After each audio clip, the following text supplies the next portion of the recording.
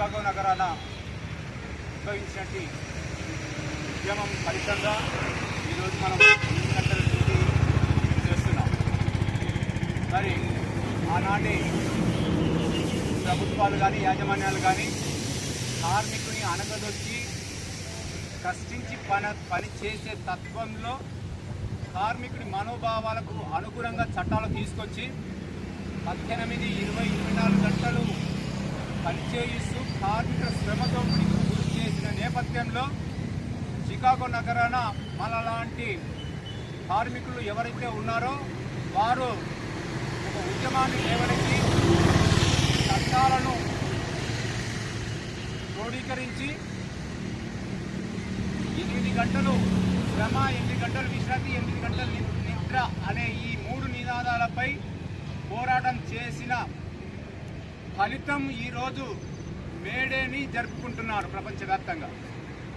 అందుకు అనుగుణంగా మరి అప్పుడు అదుపు బాసిన కార్మికులు ఎవరైతే ఉన్నారో వారందరికీ సభాముఖంగా జోహార్లు తెలియజేస్తూ మరి వారి యొక్క ఆశయాలకు అనుగుణంగా మనం అందరం నడుచుకోవాల్సిన బాధ్యత ఎంతైనా ఉందని ఈ యొక్క మేడే సందర్భంగా మీ అందరికీ తెలియజేస్తున్నాం.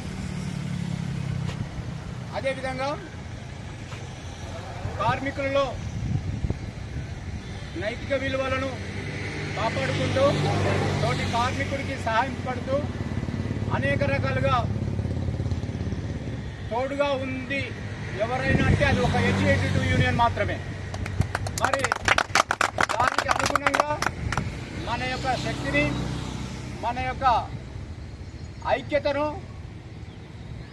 యూనియన్కు అనుగుణంగా నడుచుకొని ముందుకు పోవాల్సిన అవసరం ఎంతైనా మనకు ఉంది.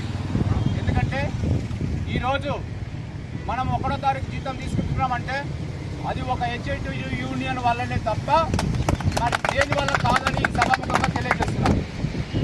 మరి ఆ రీతిగా మనం ఇంకా మనకు రావాల్సిన డిమాండ్లు ఏవైతే ఉన్నాయో, మనకు చెందాల్సిన హక్కులు ఏవైతే ఉన్నాయో దాన్ని సాధించుకోవడం కోసం అహర్నిశలు పనిచేస్తూ మన రాష్ట్ర నాయకత్వం కానీ, జిల్లా నాయకత్వం కానీ, డివిజన్ నాయకత్వం కానీ మనకు ఎల్లవెల్ల అందుబాటులో ఉంటుంది.